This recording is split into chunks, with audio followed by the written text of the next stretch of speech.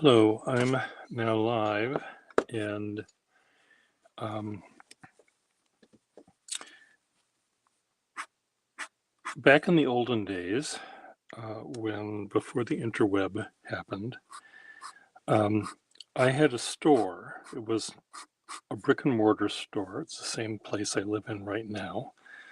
And the only way that I would really sell a pen was if this person came over to see me, and I would let them in and set them down in front of a counter, and I would begin the interrogation process. Uh, it's somewhere in between the conversation you might have at Burger King when you order number 3 with fries, extra big size, and what you will say at the Spanish Inquisition when you are given a bunch of questions to answer, and no matter how you answer them, you'll end up being burned at the stake. You're not going to be burned at the stake buying a pen from me, but I do ask questions because this pen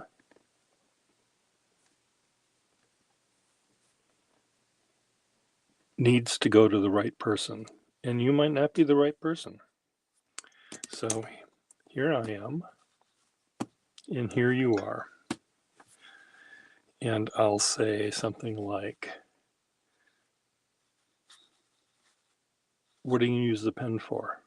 Or are you a lefty? Or can I see how you write? And you'll say, sure, not a lefty. I'm going to draw with it, not write. I'm not a calligrapher, or whatever you're saying. Then I will use my little brain right here, and I'll come up with what I think might work for you. What I think will work for you.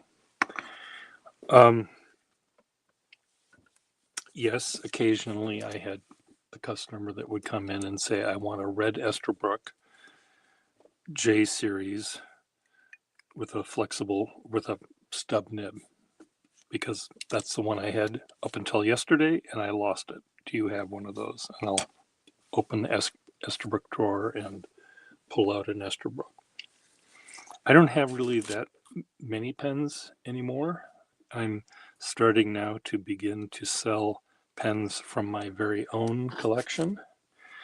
And because I sort of rescued them from oblivion, and oblivion might be that person's pen collection over there, or it might be at a flea market or something. But I want to make sure that the pen that I'm selling you will be used by you and used correctly by you. And the last thing I want to do is sell you a pen, or you a pen that you're not going to use. So part of my questions that I'm asking, I'm not just doing it out of prurient interests or something. I'm not gathering information, metadata, so I can sell you another pen someday, or sell my knowledge to Big Brother so they can figure out how to track you. I just want to make sure that you're getting the pen that you should have. Levin has joined us. No. Levin, you already, you're already on my radar. I kind of know already what you're looking for and things like that. I also know you're going to be a good custodian of a pen that you buy from me, or buy from anyone else for that matter. custodian. That's not the right word. I mean, it is the right word, but what do they call them? Stewardship. You will you will be the correct person to care for the pen, use the pen, and so I know it's falling in the right hands for both of you people, Levin and now Goro. Goro, I'm going to invite Goro to be on the program now, and I will pretend that I've never met him before, and he's going to pretend he's never met me before, and we're going to have a little dialogue about what I want to know from him, so that I can sell him, pretending to be John Q. Public, a pen that I know that he will want. So let's watch this and see how well it works. One of the reasons I'm doing this is Goro sent me an email saying he wanted to buy some pens, and I asked him to send me a list of what he wanted, and he felt that was a little more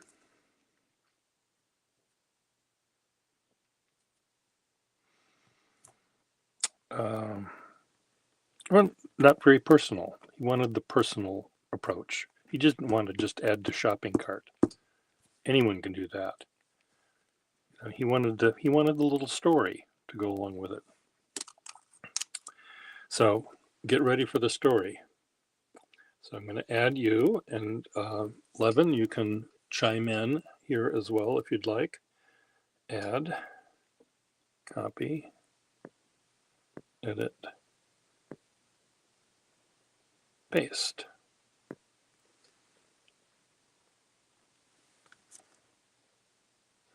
Your sacrificial lamb, the guinea pig. Do I call you guinea or pig? Mr. Pig or guinea?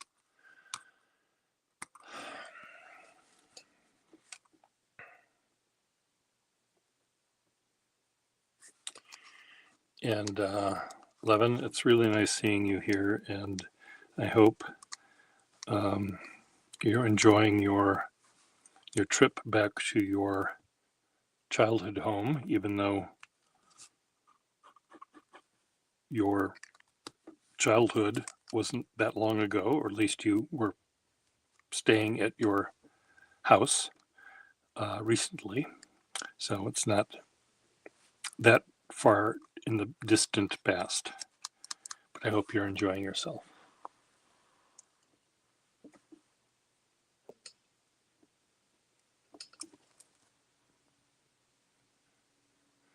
You don't have any pens with you. How do you manage to travel without a pen? I have to take at least 3 or 4. Let's see if I can find a piece of paper that is not scribbled on. Is that possible? So far, no.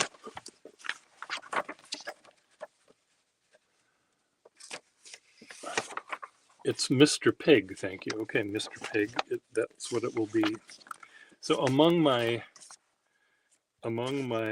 Victrola records that I own is a rather large two-sided, in this case. Some records back in the 19 teens were only one-sided. This is a two-sided LP, long playing Victrola record, meaning it wasn't a 10-inch one, it was 12-inch. So it played for maybe 5 minutes, 4 minutes per side.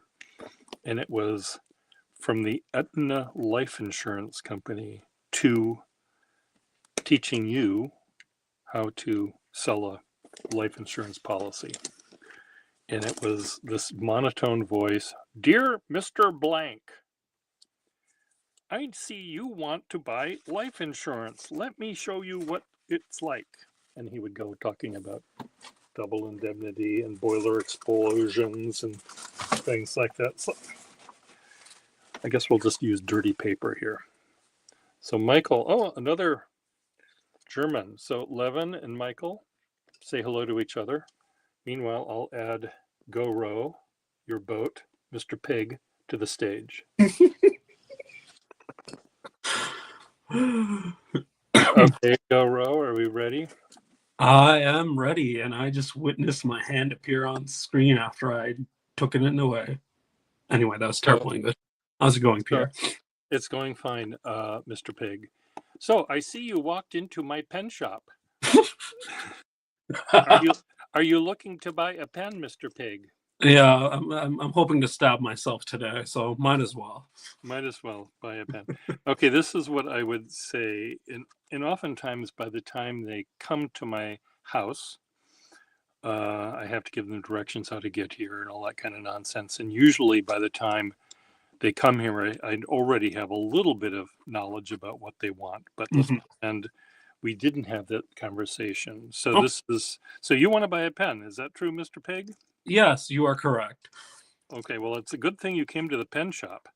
If you I walked in next door, you'd be in the gynecology supply shop. But I'm glad that you are here rather than there.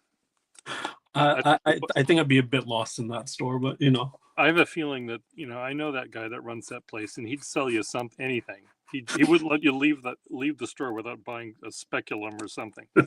Anyway, I'm glad you came to the pen shop because you want to buy a pen, and I have a pen I want to sell you.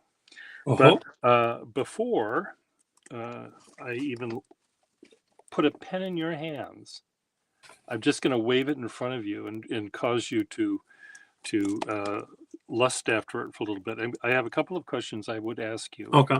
I would Okay. say, is this a pen that you're buying for yourself or as a gift? It's a gift to myself, so for myself. Okay, I can see how this conversation is going to go, Mr. Peg. You're gonna so it's for yourself. Good, Yeah, good, Mr. for me. That's the right thing. Now, had you said you're buying it as a gift, I would say this Mhm. is what I'll do, Mr. Pig. I'm going to have you write me a check, uh, and I will for a pen. I don't know what pen it would be, and I would say something like, wrap this pen up, give it to your aunt or cousin or wife or Mhm. daughter, but let them know that in addition to the pen that they have, they get to come to my store and I will do this nonsense that I'm doing with you with them. Meaning, I will sell them a pen that they really want, not the one that you picked out for them. Oh, Because wonderful. So you there's might not mutuals. know, you might not know. So sometimes I would. There was one guy in my building here that wanted to buy a pen as a gift, and I said, "Well, I've got Mhm. this fun pen, and this is what we'll do. I'm going to have the nib and section out of it. They'll unscrew it, and there'll be a piece of paper, and it'll come out, and it'll unfold, and it'll say, 'You get to get a pen from the Good Service Pen Shop. Call for an appointment.'" So, and then I'll know from the gift giver that they have up to $50 to spend on this pen, so I'll know not to show them $100 pen. So, but anyway, it's a way for me to make sure that I'm dealing with the person that I need to deal with. So anyway, but you're buying this for yourself, not as a gift. So It's a bespoke experience, basically. so so the next question I would ask you, and I'd almost ask this second, is are you a lefty? I am not. I am a righty. You're a righty. Okay. Good. Uh, had you said left, my brain would go in a couple of different directions, Mhm. but we'd eventually get back to where we need to go.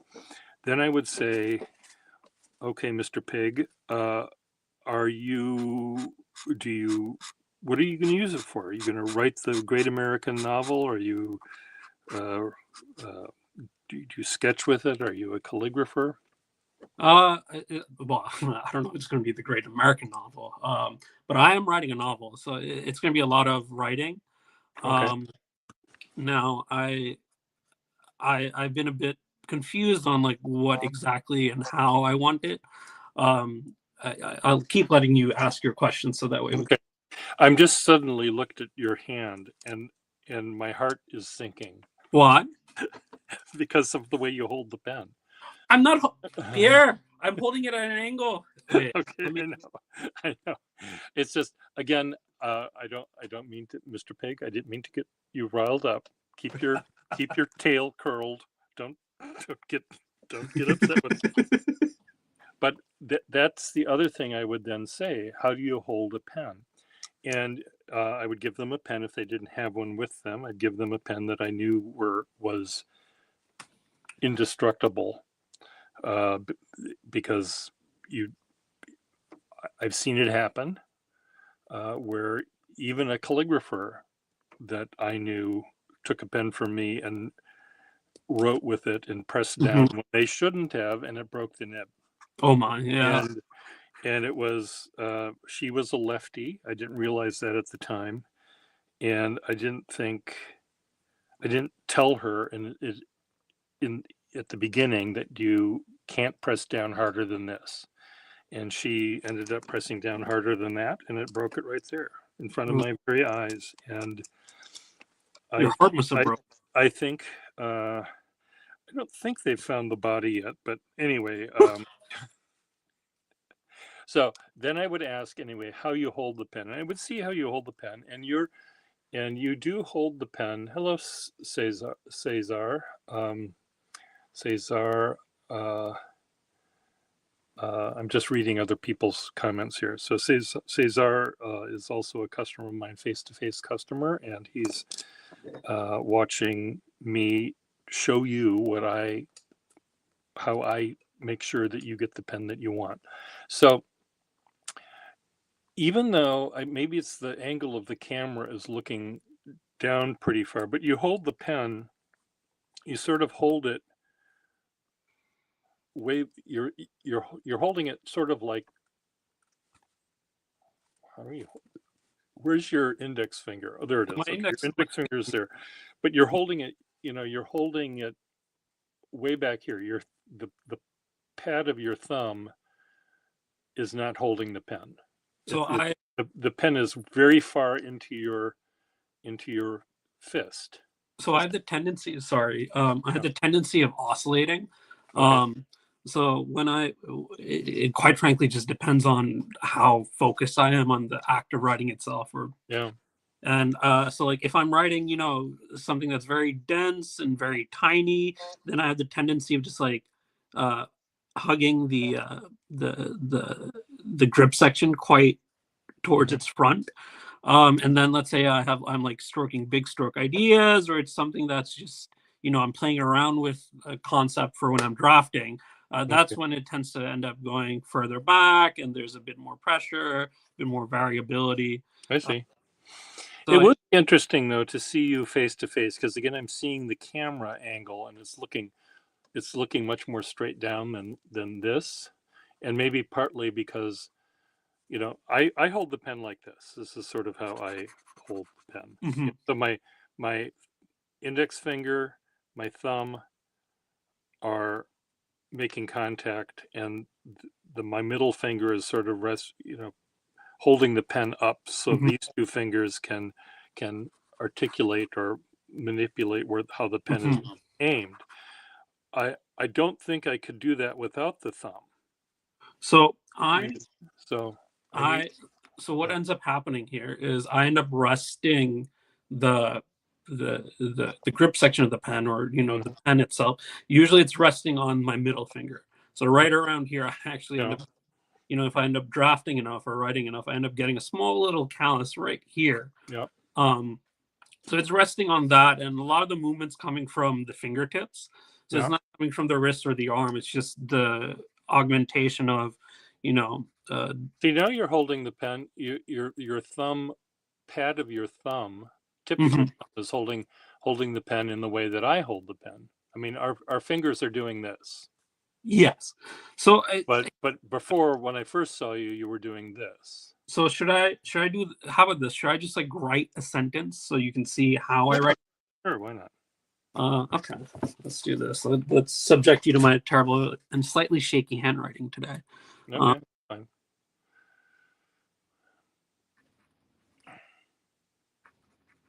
Anyway, while he's doing that, I look at the person who's using my pen that I loaned him or her to write or to draw or to do whatever they're doing. I see how they're holding the pen, and if it's very vertical, I'll say, well, you can't get the thick and thin lines if it's vertical. You have to hold it at an angle like this. And then I'll tell them you have to, hold the pen, press down only when you're pulling the pen toward you, not when you're pushing it back. I'll also tell them to, if you can, if you're writing on regular lined paper like this, try to have the back of the pen aimed toward your right shoulder as much as you can. Some people hold the pen like this, where it's aiming out the side, and they wonder why they can't get a thick line. And I say, well, you can when you cross the T or underline something, it's thick because you're pulling the pen in that direction. But if you want to have every descender be thick, then you have to sort of move the back of the pen aiming at you, or you turn the paper so that the thick and thin lines happen this way when they're going, like this. So I watch what they're doing. I watch how they're holding the pen. I do give them a little lesson saying, okay, now you know how to make this. The pen can make a line that's this thick, no thicker. Learn to press down that far, not further. And they say, oh, this is really hard. I can't think. And you can't. It takes a while to learn how to do that. And then I teach them, I say, well, now you know where the gas pedal is, but now learn how to draw, to make lines safely within the school zone, where learn to lift up on the pen, just barely have the pen touch the paper. And then sometimes they'll say, you're still pressing down harder than you need to. Try to make a line that's this thin. And sometimes they can make a line that's that thin. And I can sometimes make very thin lines, but when I start writing things and trying to spell how a word is spelled, I end up pressing down too hard. I go right back into how I learned how to write in third grade. And there's no amount of teaching or reprogramming myself to make that work, really. It's very hard. It's easy to fall back to what you knew. So now you're getting to the point now, Mr. Pig, where it looked like you were holding the pen. Your thumb part that was holding the pen is here, this part, not the. Yeah, so as I said, it has a tendency of shifting around depending on how large I'm writing. Yeah. So like my very tiny print is very much scrunched up and very petite. Yeah. While those larger strokes are further back. Yeah. And Well, that's that's sort of what's fun about using a pen is you can move. I'm always moving my pen up and down, especially when I'm drawing. mm-hmm. I'm moving it back and forth, and sometimes I can move my hand all over the place when I'm drawing. When I'm writing, I don't do that, and I don't suspect you do that in terms of the direction you're making your lines. So let's say then, now I would say, well, dear Mr. Pig, now that we've got that done, tell me what kind of line you want the pen to make. So this is the one thing I've been a bit confused about is what type of flexible nib do I want? Oh, you want it to be flexible? Yes. Okay. Which I know is going to. No, it's fine. It's just that there are some people that don't want flex. They want fine, or they want broad, or they want Mhm. whatever it is. There was one customer of mine who uh, brought me a pen. Right, Mhm. I had to meet him at his office because his eyesight was very bad. He couldn't drive a car. So Mhm. I met him at his office, and he used an overhead projector to see what he was writing because he couldn't see the paper in front of him. Mhm. And he used a red dual-fold senior pen with the nib cut off. Huh? He What somehow do you mean? cut the nib down so it was a big fat stub. That's the Ah. he needed a big fat stub pen to make a line that he could see with his very, very poor eyesight. And then he also had to project what he was writing on a screen so he could see it even bigger. So and there aren't that many people that want that. There are people that want a really, really, really fine nib, or they want a really, really smooth nib, or they want a really flexible nib, or something else. But so you want flexible, Mr. Pig. Yes, sir. And this is where I started becoming a bit confused on what I'm looking for. My instinct goes, I want the most flexible nib possible, but then, No, you uh, don't. You don't. yep, and that's You don't. I that's can where I'm tell you right now, and- you're not going to get that, Mr. Pig. You will. I will. I will not sell you one of those pens because I. And maybe if I saw you in person, I would have a different opinion about. Mhm. Wait, Pierre, you cut out. You're muted. I'm back again. You are back. I'm just trying. There we go. Now I can see. I by moving my thing, I made everything big, and I couldn't see comments.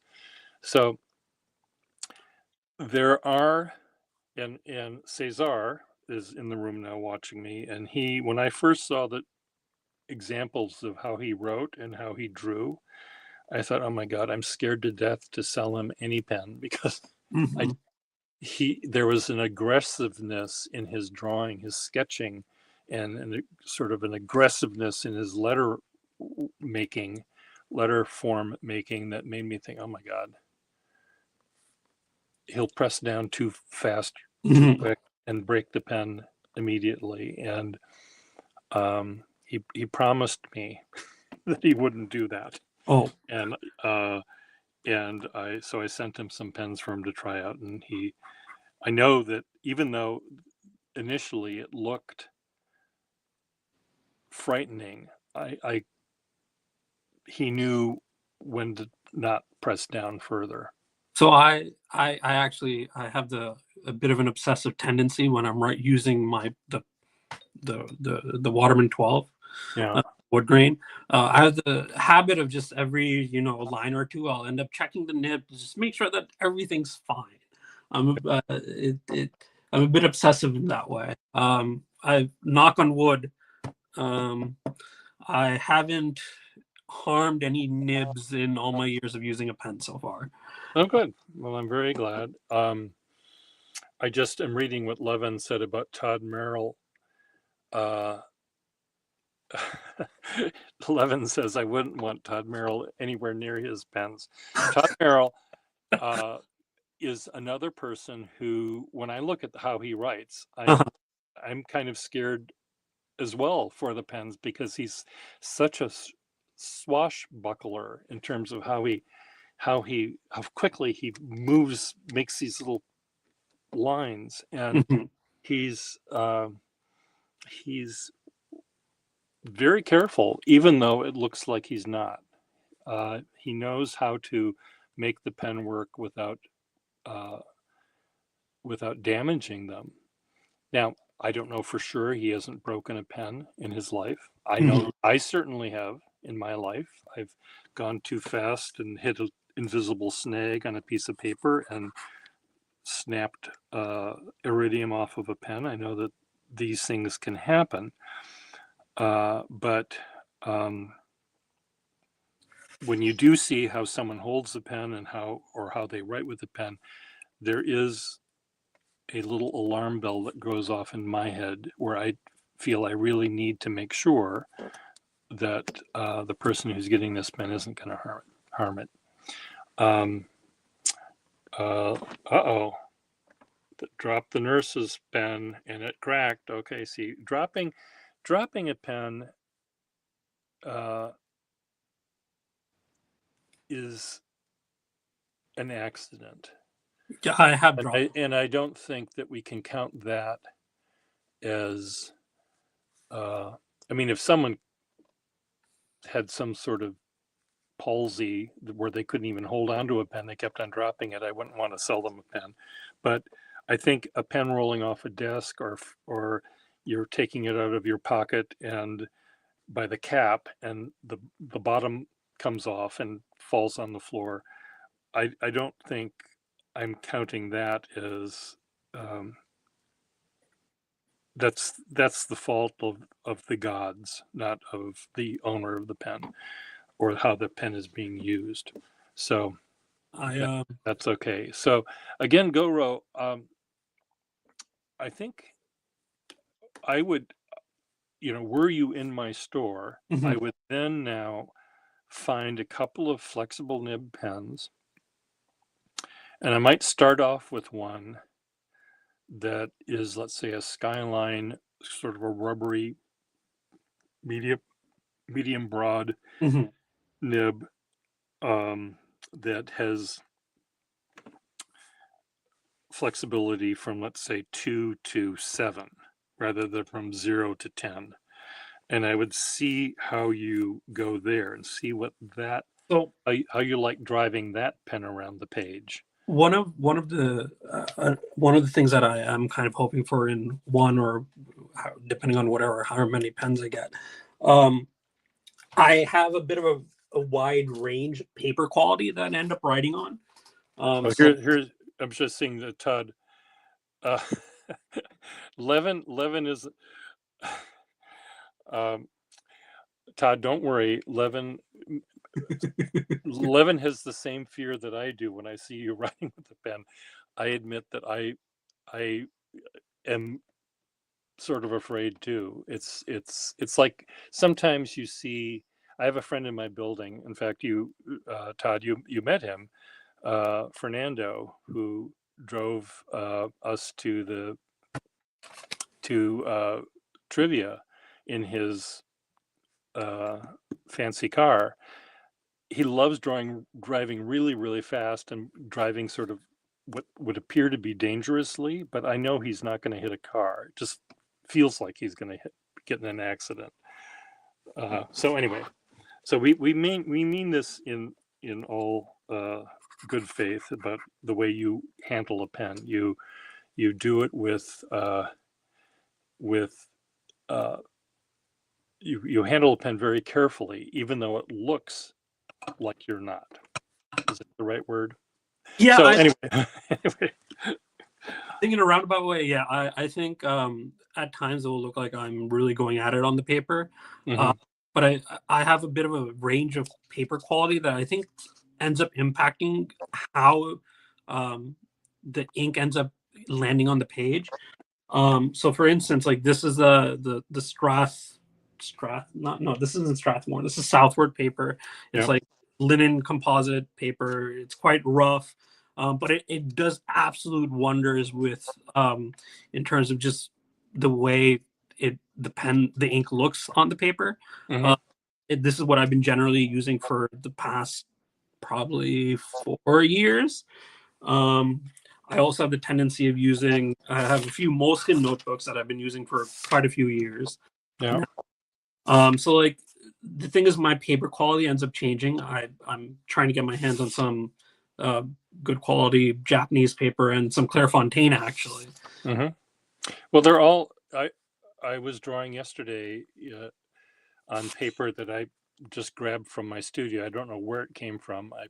And my pen didn't, and I don't know why my pen didn't like it, or if it was just my mood or something, but I was having trouble getting the pen to make the mark on the page. Mm-hmm. So, but anyway, I would start you out with, if you wanted flexible, I would start you out with a pen that was right in sort of the middle of the road Okay. in terms of flexibility. And I would again show you, this is the finest line you can make. This is the broadest line you make. And I'd watch to see if you took advantage of the entire range Mm-hmm. available to you. I would love to see parts of your letters be the finest it could be, and parts of the letters be the broadest it could be. And if I could see that you could do that much without harm, then I'd ask you this question. Uh, let's say this pen does 80% of what you were hoping for. Mm-hmm. What would 100% look like? And you might then say, I want it to be more flexible Mm-hmm. and or broader or more flexible in both directions, finer and broader. Mm-hmm. And then I'd hand you one of those pens and see how you, and then I'd look at the result again, where you're using the finest thing. If you're for some whatever reason unable to make a line finer, if you can't go as fine as it can go, Mm-hmm. I'm not going to bother selling you a pen that can work really, really well on its finest stroke. Now, also, you're writing words that are this tall at the biggest. They're pretty small. Yeah. And a pen that goes from fine to broad in a centimeter of space is kind of a hard thing to find. I mean, I go from fine to broad, and I might use 4 inches of space to Mm-hmm. make that happen. Now, I do have pens that can go from 0 to 10 in a centimeter, but they are so scary to use. They're so fragile. They're so fine, and they have no warning system of, or they don't, you don't hear them when they say, "Daddy, you're pushing too hard." They Okay. don't, because they're so flexible. Now, and I rarely let anyone have those pens, Mm-hmm. just because I know that there's only a few kinds of people, types of calligraphers, or maybe certain kinds of artists that would use that, and I would save it for them.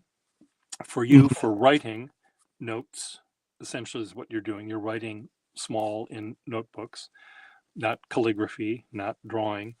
I would try to figure out what range you like. And within that little tiny bit, Mm-hmm. you might Fine tune. you might not need a pen that goes up to 10. You might be perfectly fine from the 2 to 7 range. Mm-hmm. Um, but again, this is where the fine tuning comes in between you and me, back and forth, back and forth. I'll show you a different pen. You show me a different pen.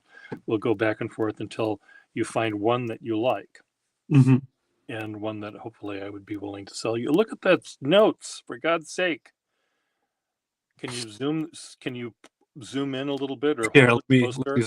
It's just, I can't believe how many words you've written more words on that one page than I have in my entire life. Sorry, I'm just trying to figure out which camera. Jesus Christ, come on. There we go. Okay.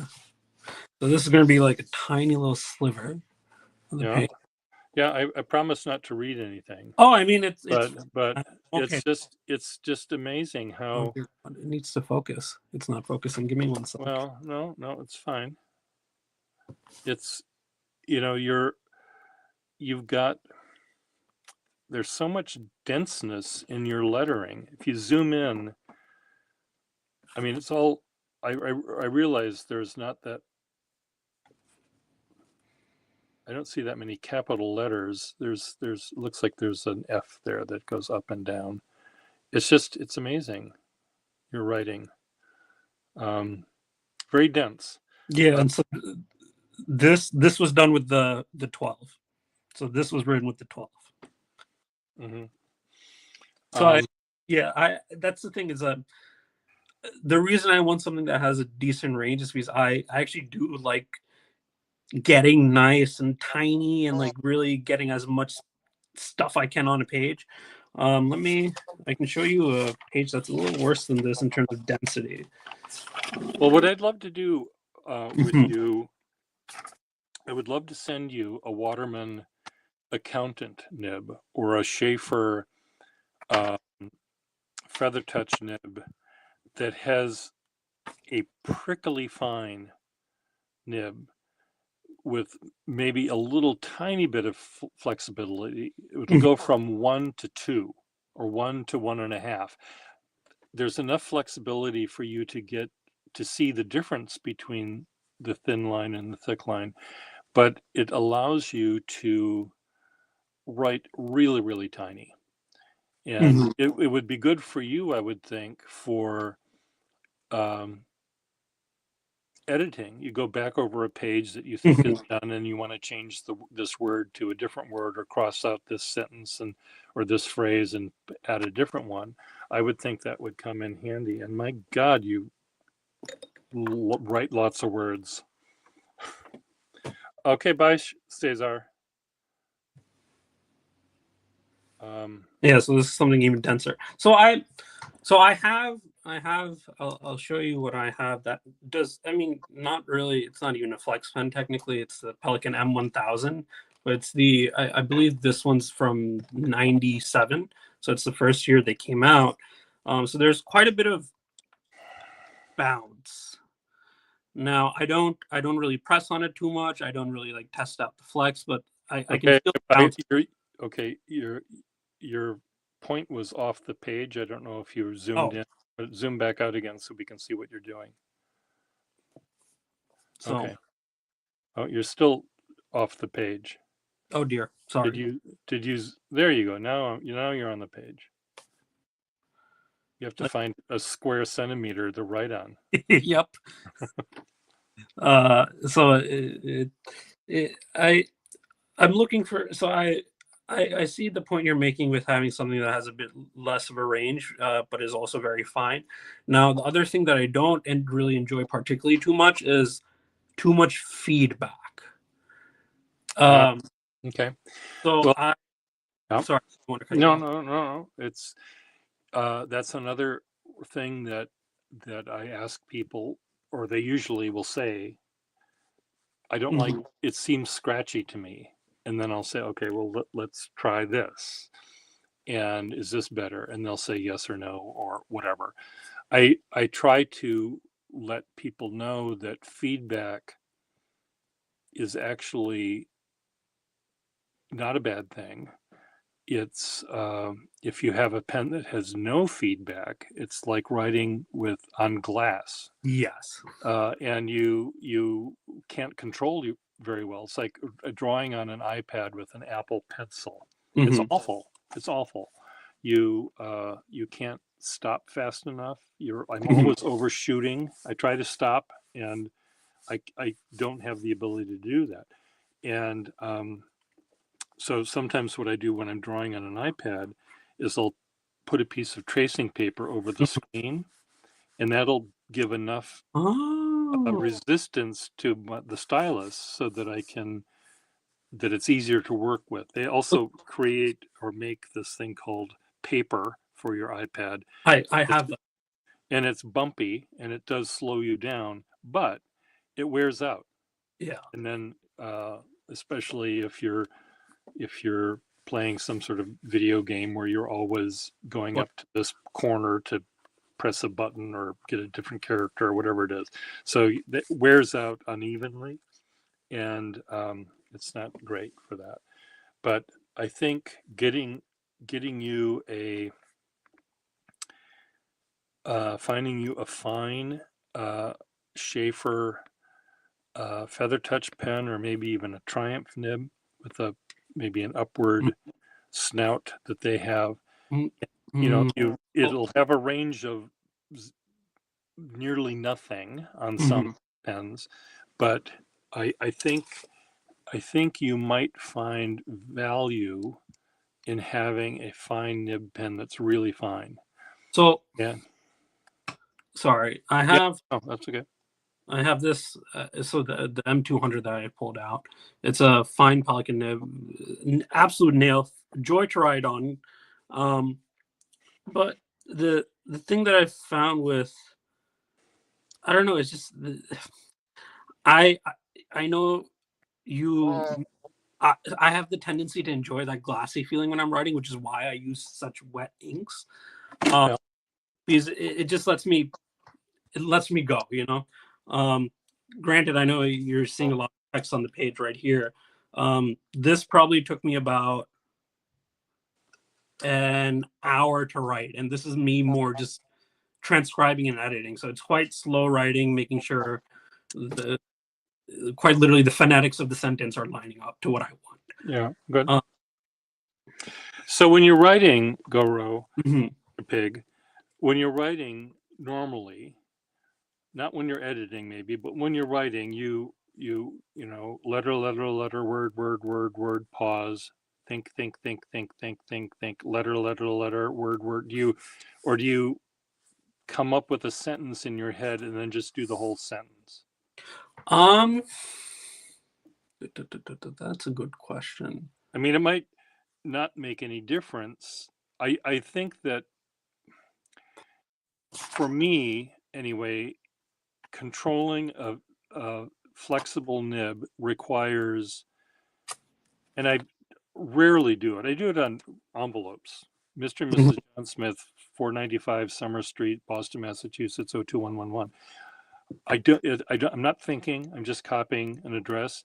And I'm able to get thick and thin, and I can forget about words and what they mean. I'm just copying an address. It's different if I had to come up with those 10 words at random. I mean, mhm, not at random, but a thought I'm trying to convey. And if it's a thought I'm trying to convey using words and letters, um, my brain is not thinking of thin and thick lines. It's mhm. thinking about the the word and this Which, how to spell the word, and my brain can't spell at the same time it's writing thick and thin. Now, someone who's very good at doing that, I think Todd Merrill is very good at that, and I think uh, Ted Clausen is extremely well at that. He's able to write, take a pen for the first time in his life. He's writing with it. He writes sentences and words, and he's writing the word acrobat, let's say, and he's talking. Maybe the word acrobat is part of mhm, that, but his hand is now on autopilot, and he continues the sentence with other words uh, coming out of his mouth. And I don't have that ability. I just short circuit. So when I short circuit, I always fall back to how I wrote with a pen in third grade and pressing down equally hard all the way through. And so I'm just wondering, uh, you might, as a exercise for you, Mr. Pig, mhm, to go row is um, write a sentence over and over and over again. It doesn't have to be the quick brown fox thing, but just something over and over and over again where you don't have to think about what you're saying, and just see how many different ways you can write it with your different pens, and how light you can write it, how heavy you can write it. I would also suggest to you uh, mhm, write twice as big as you normally write. mhm, Write 3 times as big as you normally write. Write half as big as you normally write.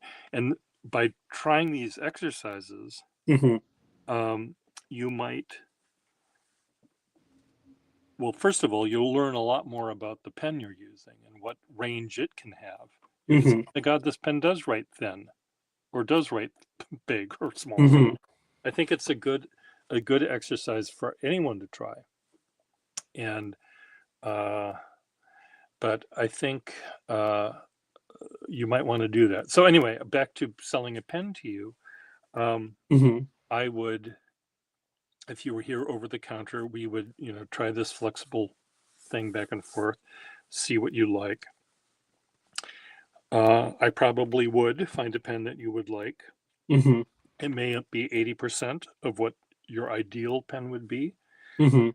I might let you try for a minute one of those pens that you think is your ideal, Mhm. and chances are you might say, "Oh my God, this is really hard to use. It's so flexible. I'm afraid I'm going to break it." And that happens to me. It happens to Todd. Mhm. It happens to everyone, because a pen that that is too perfect, I guess, or too flexible or too something, it's really hard to control. And Mhm. and I think you might find it uh, scary to use. Is that correct, Todd? I mean, Todd here. I will not disagree with that, because when I first got this, initially I was like, I'm going to minimize how much I flex it. I uh, I don't mess with it. I don't want to like do too much. And even now, I enjoy flexing it, but I won't. I'm not gonna rev its engine like it's a you know 1965 Shelby Cobra GT, right? Uh, no, I like to keep it very much out of the range of even snapping. I mean, I think this is so. I wrote this with the 12. Um, okay. You wait, again. yep, Yeah. sorry. Okay. Yeah. Zoom out. Okay. So Yeah, you're using. So with that 12. Okay. Put that piece of paper on the floor, on the ground. I mean, on the table. okay. Um, can you zoom out your camera a little bit? Is it Yep. zoomed in? Or there, that's better. Yeah. So now with the pen dipped in ink or whatever, and with you holding the pen way back here, Oh, try to see. I want to see how thin just the weight of the pen will be, what kind of line it will make on the page. Now, this number 2 nib can make a line that's almost invisible to see, oh, geez. you know. So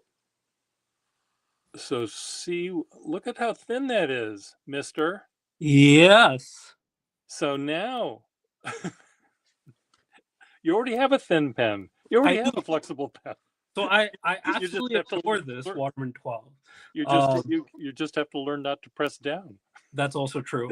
That's right. Um, so I have this 12, and I quite frankly, so I think I'm going to be a bit more specific with the requirements. Yeah, yeah. One of the things that I was looking for is I was considering the filling mechanism quite a bit in terms of, okay, what do I want? Because I have the tendency of, this is almost turned into my everyday pen. This is the first thing I pick up usually. Um, Well, you've got good taste. it's an issue sometimes, as my family will say. Uh, and Why I can't you really want. go row? Why can't you just buy milk off at the grocery store? Why do you have to go down to that farmer and have him squirt it out of the udders to get the fancy, home Aesthetic, yeah, aesthetics. aesthetics? Okay, you want to see that cow. Um, it's an experience, and people actually always, especially my girlfriend asked me this, my sister has asked me this. They're like, you have like ballpoint pens, you have literal technology that makes it so you don't need the pen. What's the point of using the pen? What's the And point of getting up in the morning and even bothering to breathe if there weren't fountain pens out there? it, Like, God, I would just go mental. Just um, give me the razor blades right now. so yeah, I ideally want an eyedropper. Okay. And I was kind of I primarily was considering a larger nib size than the 2. Mhm. I don't know, from what I've garnered on the internet. the larger nibs tend to be a bit stiffer. They can be. I don't think you're really gaining anything by a larger nib. I think a Waterman Waterman 2 are the most common Waterman nib you can find, probably. Mm-hmm. 3s are very rare. 4s are are okay, but they're often cracked because they're put in the wrong pen. So I would always be wary of a 4. And a 5 is fine. Waterman 7, they're fine, but I really think every time you go up a number, it's going to add another $100 or whatever the amount to the pen because you're buying a bigger pen. Yeah. Um, I think you could be perfectly happy for the rest of your days with a Waterman number 2 nib. So let me tell you what my main gripe is with the 2 and Okay. with the 12 in Yeah. general. Just from the way I write, and you've seen there's a decent amount of pressure generally when I write. Um, I find that the 12 grip size is Yeah. quite small. Like I enjoy it, Yeah. but it can be a bit small for me. Mhm. Because I'll end up let's say I'll have a long writing session. I'll end up choking up on the nib, like the pen, for so long that my fingers will literally start cramping. Yeah. Yeah. Which is usually when I'll pick up, let's say, the Duofold or the Yeah. Elegant M1000 or my chunky 146. Yeah. So that's why I was considering the larger nib size, because it might help loosen up my grip and just help with the pace of writing, I guess, to an extent. So a fatter pen in an eyedrop fill by Waterman you're gonna have to go up to a 5 Okay. pen, Waterman 15, and already you've tripled the price. Is that not right, Todd Merrill? He'll chime in, or a 16. You're paying a lot for that. I might suggest, okay, get with a lever Mm-hmm. filling pen. A pen like this, the Waterman from the 40s, Mm-hmm. they still were making beautiful flexible nib pens, Mm-hmm. and it is thicker than a 12. Where's a 12 when I want it? I've got the 412s, but anyway, thicker than a 12 by some amount. Okay. By we're talking about pens. We're talking about millimeters. We're not getting into the centimeters even. It's just slightly bigger, but it will feel more substantial. I'm also not unopposed to a Frankenpen even. Okay. I actually quite like the idea of getting a Frankenpen from you, just because it'll have a bit more of your own touch to it, Yeah. So that's definitely something I want to consider. I mean, there are Frankenpen. Here's parts of a Frankenpen. It's a Swan eyedrop fill pen, large size. Actually, this cap doesn't screw on because the threads are worn. But there are some fatter eyedrop fill pens that I could build for you that would have a Frankenpen nib. Now, the Frankenpen nib is another kettle of fish altogether because it's a pen that I always use at the desk, and I always just dip it. I don't fill it. Just because I'm doing calligraphy with it, and I want to make sure there's this big gob of ink right there ready to go. And because it doesn't have these nibs don't have breather holes, the ink is going to be a little bit sluggish in those pens. So I would say, and what's wrong with the lever fill? Just because you So I prefer the simpler mechanism. Okay. I have the Parker, the button filler, and I'm okay with it. I feel like because there's more moving parts in like the lever or even the button fill, that I'd rather just use a syringe and fill it up, so there's no riffraff of the sack dying out or anything like that. Yeah. Lower maintenance. Well, I will put that in my thinking cap. I do have some large-sized off-brand, no-name barrels, hard Okay. rubber barrels, and I could be able to maybe find something that is fatter than a 12 Okay. that could hold. It might hold a number 2 sized Waterman nib, Okay. but the barrel is fatter. So should I Um, give you what I mean, like this is a bit of a fantastical ideal of a pen. yeah, Um, from what I'd say a 418 would be my grail pen. Let's say if I could somehow walk away with a 418, I would yeah, yeah. that, You know how long I've been trying to find one of those? God knows how long, Pierre. How long actually? I'm Well, curious if you haven't come across. 40. I don't have one. Todd here has one. Todd has a 418, don't you, Todd? Or 420. What do you have? He has a 20, Oh which wow. is humongatoid. He has a 418, I think. He'll get back to me. The largest silver overlay pen that I have that's a Waterman is a Mhm. 416. Now I do have an off-brand pen that has a sterling overlay that's fatter than that. It may be not. It's not a number 8 size, Mhm. but oh, you have only a 20. Okay, I thought you had a 418. Um, is Um, 11 still in the room? 11, are you still here? yeah, I think the 418 might be something I search for after after I get my book published. Uh, Well, that'll be your present. But I'm glad that Levin is still here. So Levin is looking for, this is uh, his Grail pen is more modest than yours, um, and I mean Grail pens. I've always found that name to be a little less inclusive. I rail descriptive pens. of what the pens that you want are. I think a Grail pen is maybe one no one's ever seen it before. They've Mhm. only heard that it exists, just like the Holy Grail. They only heard that it exists, but it probably doesn't in real life. Whereas um, if you have in your wish list a pen that might be rare, Mhm.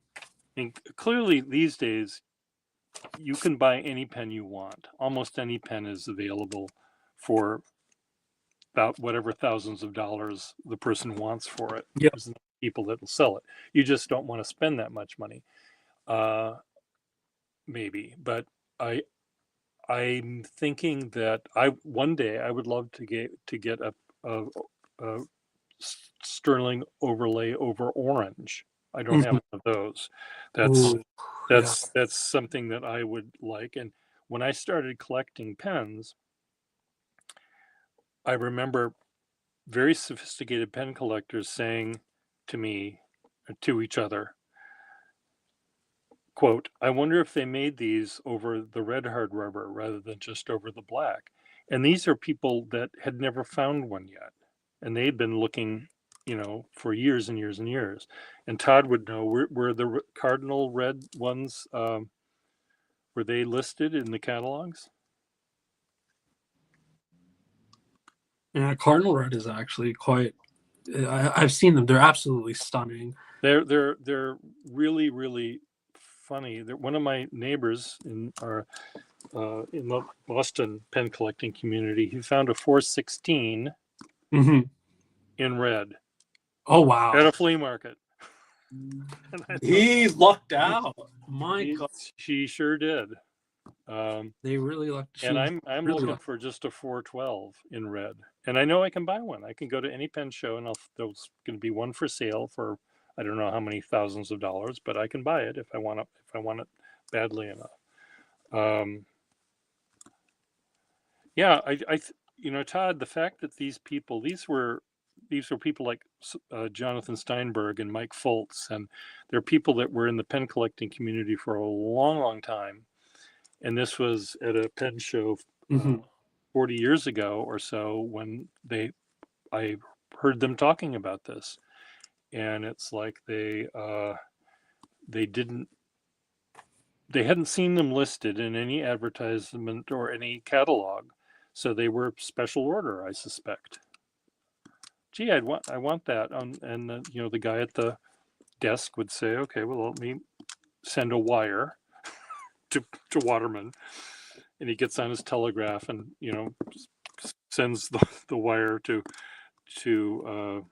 or got on the phone and called the Waterman company and said, I've got a customer that wants the 418 or the 412, but on red hard rubber.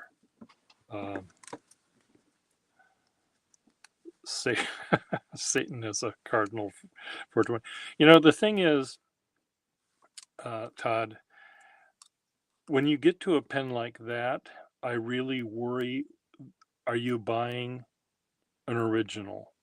Now, the thing about the 418s or they don't say 412 on the Cardinal because, again, they didn't make them. You see them, it just says 12 because they used a 12 pen to put the overlay on. It wasn't a factory thing, so you don't see them, that they don't say 418 or 412. The other thing is, when John Vale showed me the pen he bought, he said, look at and actually Andy Bella bought a 412 on eBay, and it was over red hard rubber, but the picture was so bad that they thought, everyone that saw it thought it was over a black hard rubber pen, but he could see there was enough red sort of peeking through the dirt and the grime and the tarnish that he knew that it was a red hard rubber 412, and he got it on eBay. Everyone else saw it there but couldn't see through the dirt. But anyway, John Vale, when he showed me the 416, I said, and he bought it for like $100. Oh, wow. So I knew that it was not a pen that was manufactured by a sophisticated pen collector, because each of those pens by themselves would be very expensive in their own right, and you wouldn't sell them for $100. Now, you could take a 412,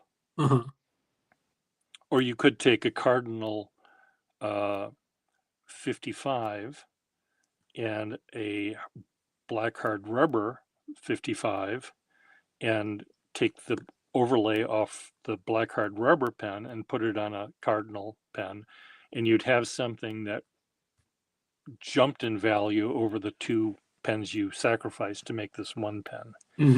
But it would not have happened. You wouldn't sell it for $100. So I knew that it was legitimate. So basically, the refurbished pens becomes a bit of a gray market zone where you don't always know what you're getting. In some cases, you don't know, and it could have been done innocently too. And someone in 1920, in their basement, could have figured out how to swap the overlays from one pen to another. So, but you do wonder sometimes when you're dealing with pens that are very valuable, whether they're legitimate or not. Makes sense. I feel like both ends of the market tend to become a bit dicey. If it's too cheap, it's either something's wrong with it, and it's too expensive, there may likely be something up with it. What I can't understand is, what kills me is when I hear about collectors who kind of just don't use their pen. Yeah. Shall we make a list? You could write with your handwriting on the largest piece of paper you could buy at a store. I will make a list of the pen collectors that don't use pens, and you'd run out of room, because there's a lot of pen people that don't use pens. Pen collectors, they have beautiful pens and they don't use them.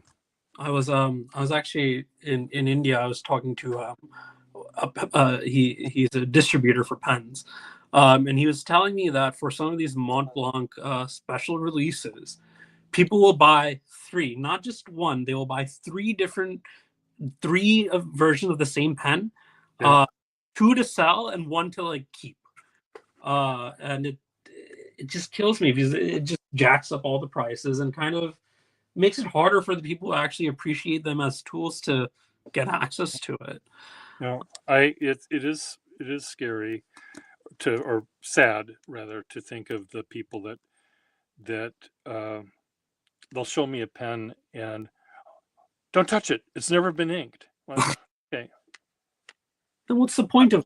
then what's the point of it? But then you could say that to a stamp collector or a coin collector. You know, it's not. But and stamps and coins are they're not tools, but they're meant to be used. Yeah. You're to lick the back of them and stick them on a thing and send it somewhere. And coins are meant to, go drop through the slot and get you a Coca-Cola at the end, whether it's a Buffalo nickel or something else. They're meant to be used. But I understand those reasons and desires to have a collection of those kinds of things. With pens, yes, I could use this every day with white gloves in a room that is in a vacuum, and I'm using I'm in a hazmat suit, so none of my germs get anywhere near the pen. But that I'm not that kind of a person, so I let my pens get dirty.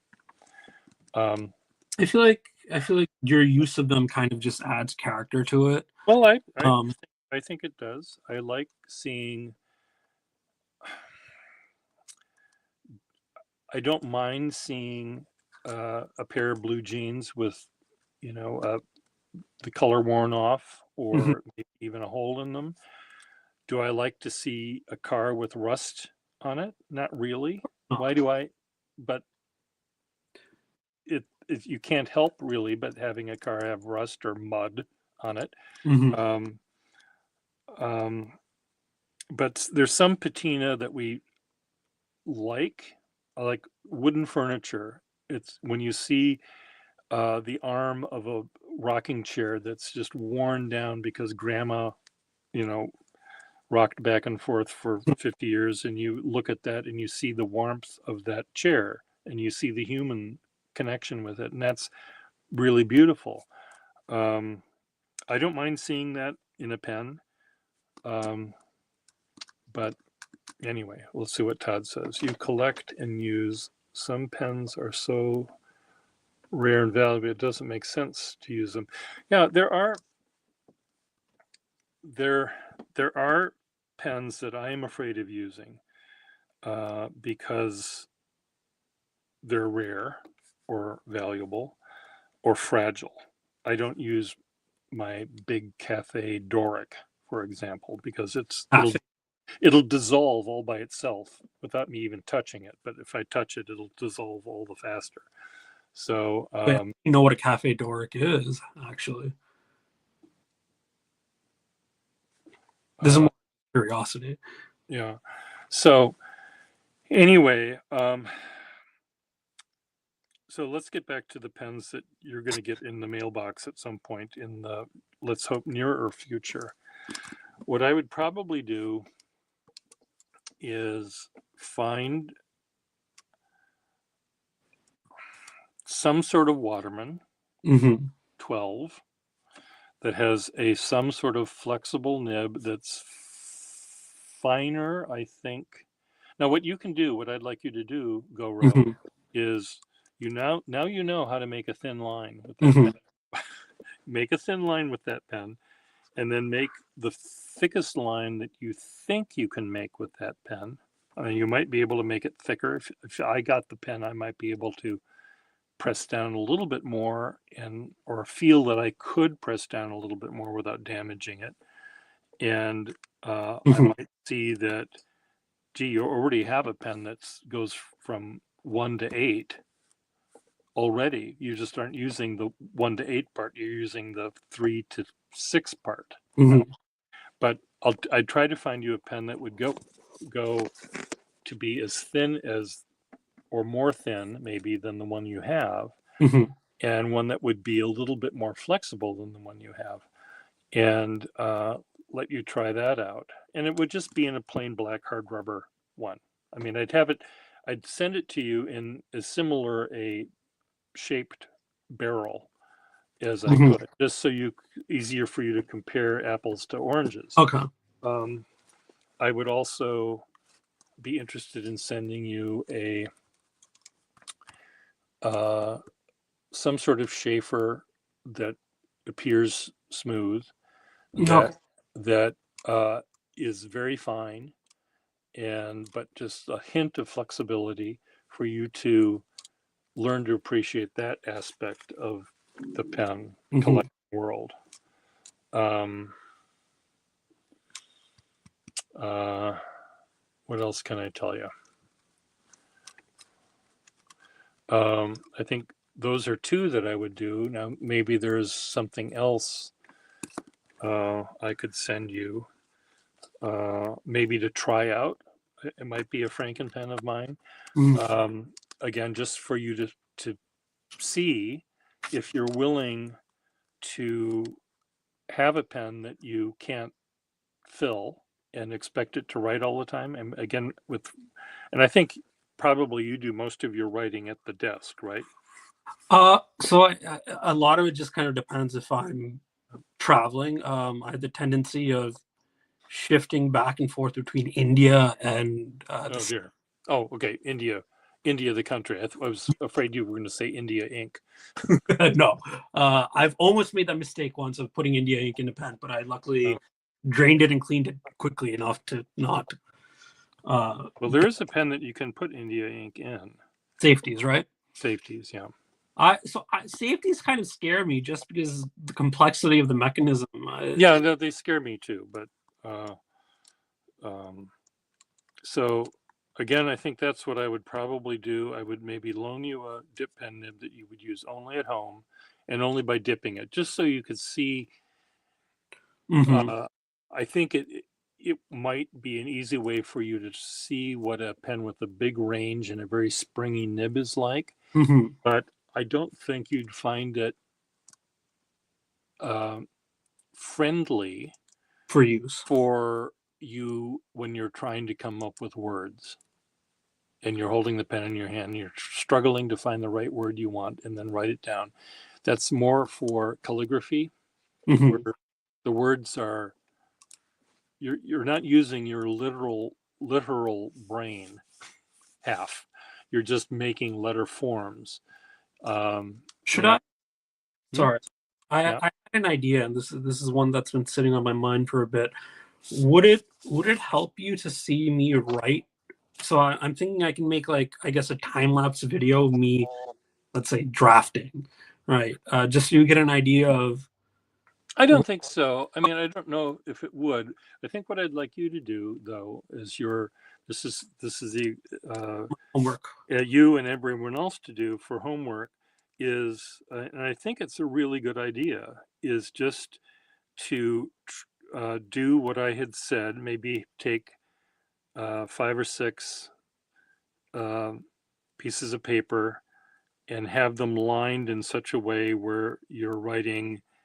You start with writing the way you normally write a sentence at the top, then double the height of that sentence. Try to have the letters be twice as tall or three times as tall, but still maybe as narrow as they were, just to get the up and down motion more uh, more room for you to play with the flexibility. Um, I think that that's really helpful. And if you just use the same sentence over and over and over again, you might get bored with it. But I think it'll make it easier for you to play with the pen. And it's like taking a pen out to the Bonneville Flats.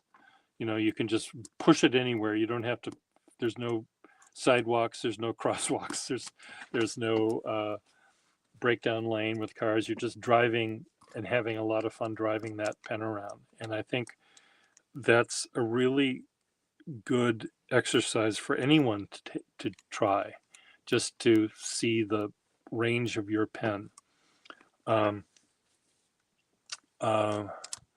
Also, maybe try a page where you're not moving your fingers at all, you're moving your arm. And again, that's hard to do. It's hard to maybe make letters and words, but maybe just try one word, like the word going, G-O-I-N-G, and just write that one word over and over and over again without using your fingers. Use your elbow, use your arm, and just to, you might learn a little bit about your pen that way, because you're using it differently, I guess. You're just Yeah, you're trying an experiment, you know.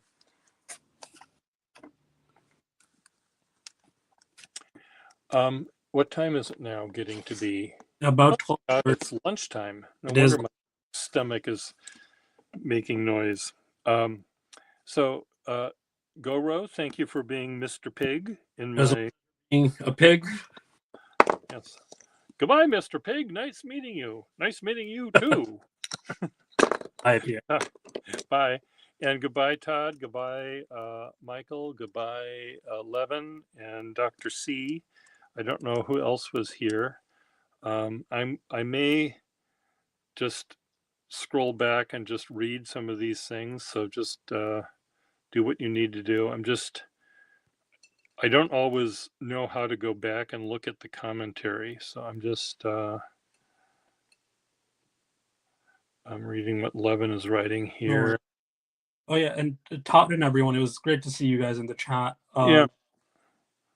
And let's see, I don't know exactly what our timeline is going to be on the pen. I'm okay with going as slow as quickly as we need to. Okay. So yeah, I think it's going to be a good open dialogue. Yeah, yeah. Well, we'll make it work somehow. It'll, and you know, I'm going to be trying to gear up for Open Studios, which is at the end of the month. So I may not be able to do anything until after that happens anyway. That's perfectly fine.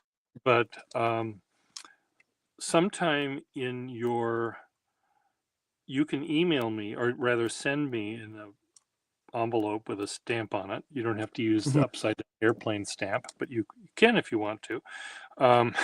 And send me some samples of your actual writing, and maybe the pens you already have, and where I see the thinnest line and the thickest line you can make with it by using the lightest, the normal touch you normally write with the pen, and then take that Waterman and do the hold by the end of it, and just see the line it can make. Just because again, it's very hard to change your handwriting. Yeah. But selling you a pen that you already have, I don't want to do either. So yeah.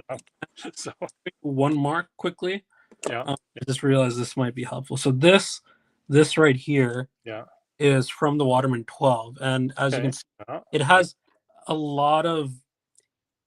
It's quite responsive. It's very flexible. Yeah. It looks like it can go very fine. It's just it's just hard to make it have that full range for me anyway, when I'm thinking about the word I'm writing and thinking how to spell it, and I immediately press down harder than I need to. So it's more you know, my brain just going back to third grade again, and all the grades in between.